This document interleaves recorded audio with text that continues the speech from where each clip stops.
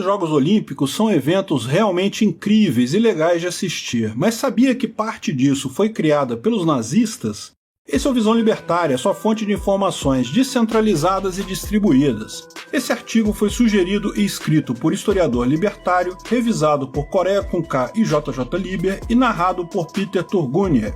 Talvez você já tenha se perguntado como os jogos que antes eram apenas uma celebração da proeza atlética se tornaram um grande fenômeno de marketing global, diga-se de passagem, bem explorado pelos governos. Depois das Olimpíadas na Antiguidade e do início das Olimpíadas da Era Moderna, essa nova forma de fazer Olimpíadas começou de fato em 1936 na Alemanha, durante os Jogos de Berlim, 3 anos após Hitler se tornar chanceler, junto a uma tradição de abertura dos jogos que perdura até hoje. Nessa época, o país estava dominado por suásticas e suas ideologias supremacistas e segregacionistas estavam em voga entre os círculos intelectuais patrocinados pelo Estado alemão. Pela enorme obsessão do alto escalão nazista em disseminar a superioridade da raça ariana, investiram pesadamente no evento, e naquele ano ocorreu a mais grandiosa Olimpíada realizada até então. Porém, o resultado não agradou ao partido. Um dos heróis dos jogos foi o afro-americano e neto de escravos Jesse Owens,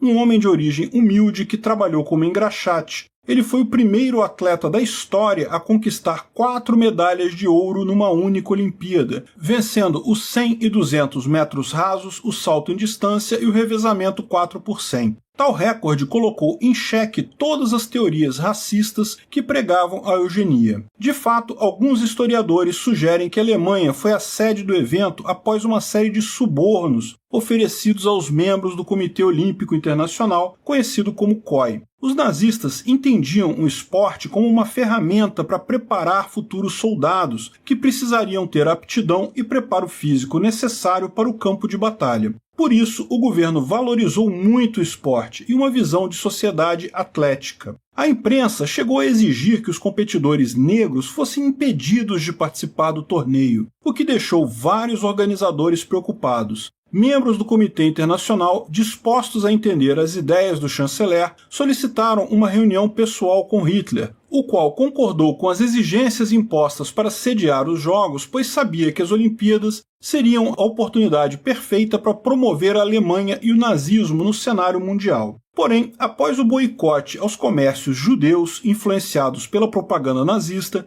o Comitê Olímpico Internacional se viu numa saia justa, já que toda essa intolerância do governo e seus simpatizantes era totalmente inconciliável com a Carta Olímpica. Semanas depois, os membros do COI se reuniram em Viena para a conferência anual. Até então, vários jornais ao redor do mundo já haviam mostrado que os judeus estavam proibidos de praticar esporte na Alemanha. Diante desse cenário, a delegação alemã decidiu divulgar uma declaração pública na qual constava a seguinte informação: como princípio, os judeus alemães não foram excluídos das equipes nos Jogos da 11ª Olimpíada. Entretanto, isso não significava que os judeus participariam dos Jogos. Posteriormente, a delegação alemã ainda alterou esse texto original. No final das contas, as palavras de nada valiam, mas essa declaração cínica foi suficiente para satisfazer o COI. Por fim, o comitê votou de forma unânime para permitir os Jogos em Berlim, pois faziam de tudo para agradar a opinião pública. A grande exigência do líder alemão aos arquitetos e engenheiros das obras olímpicas era que o evento superasse tudo que já havia sido feito até então,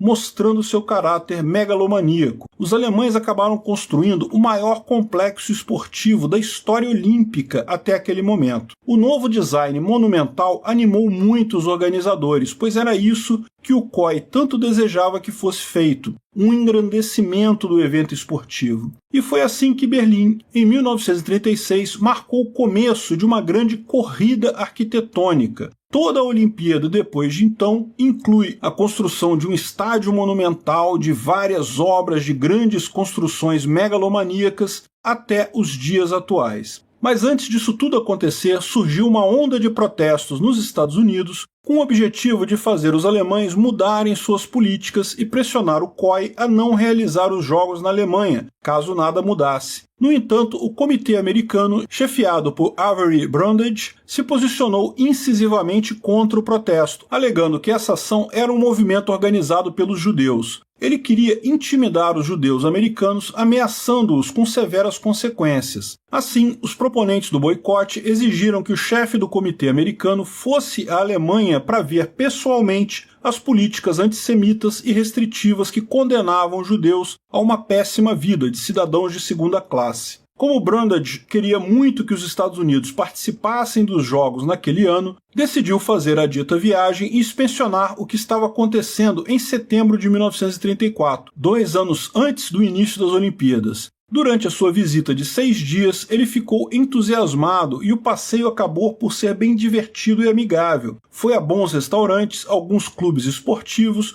nos quais alguns judeus eram permitidos frequentar. Todo regime autoritário visa criar uma boa imagem aos turistas mais importantes de outros países, a cúpula alemã não faria diferente. Por fim, a missão de inspeção acabou sendo mais nada do que uma farsa, já que os reais planos de Brundage eram participar do comitê e ter o poder na instituição. Nessa época surgiu uma nova onda de ataques a judeus na capital alemã. Um grupo de homens da SS espancaram algumas pessoas em plena luz do dia. Sem sombra de dúvidas, foi um ato brutal contra pessoas inocentes, num país que queria mostrar ao mundo ser avançado e civilizado, o que revoltou pessoas no mundo todo. No porto de Nova York, por exemplo, manifestantes invadiram o transatlântico alemão Bremen, no qual arrancaram a bandeira com a suástica e a jogaram na água como forma de repúdio. Pouco tempo depois, o membro americano do Comitê Internacional, Charles Cherrill, recebeu a missão especial de se encontrar com Hitler e fez uma proposta de nomear judeus simbólicos para a equipe alemã,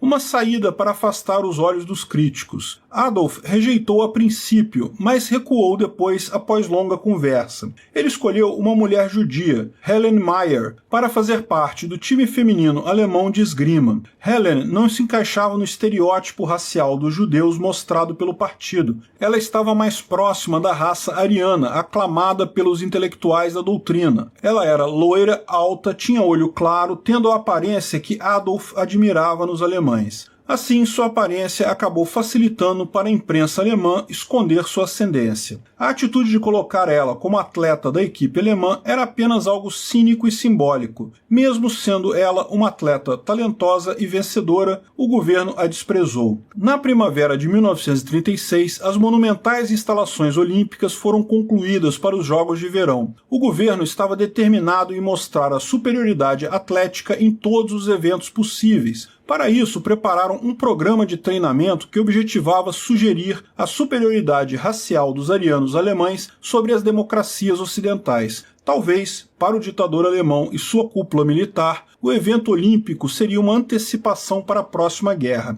Pode-se especular, considerando tudo que foi dito, que foram os Jogos de Berlim em 1936 que fizeram das Olimpíadas uma espécie de simulação de guerra entre as nações. 3 nadadoras da Áustria, as melhores do país, se negaram a participar do evento, o que causou um grande alvoroço. Todas eram judias e sabiam muito bem o que estava acontecendo na Alemanha. Como consequência, elas perderam suas medalhas ganhas em campeonatos anteriores e foram proibidas, daquele dia em diante, de fazerem parte da equipe austríaca e de participarem nas próximas Olimpíadas. No evento de abertura, foi feita uma corrida com a tocha desde as ruínas da antiga Olímpia, na Grécia, até Berlim, na Alemanha moderna. O objetivo para os organizadores alemães era de estabelecer um laço simbólico entre o arianismo e a Grécia Antiga. Esse rito de passagem da tocha foi um sucesso fenomenal e com certeza transformou totalmente a tradição dos Jogos Olímpicos, já que o Comitê Internacional viu isso como uma grande propaganda para os Jogos e passou a usar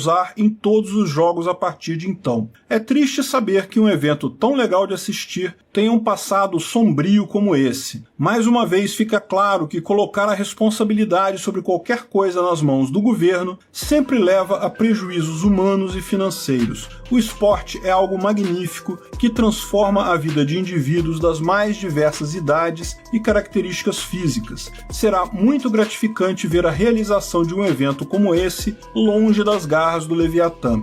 Obrigado pela audiência. Se você gostou desse vídeo, clique no ícone de curtir abaixo e compartilhe o vídeo em sua rede social. Se você deseja ser notificado de outros vídeos, clique em se inscrever e depois no ícone da campainha. Até a próxima!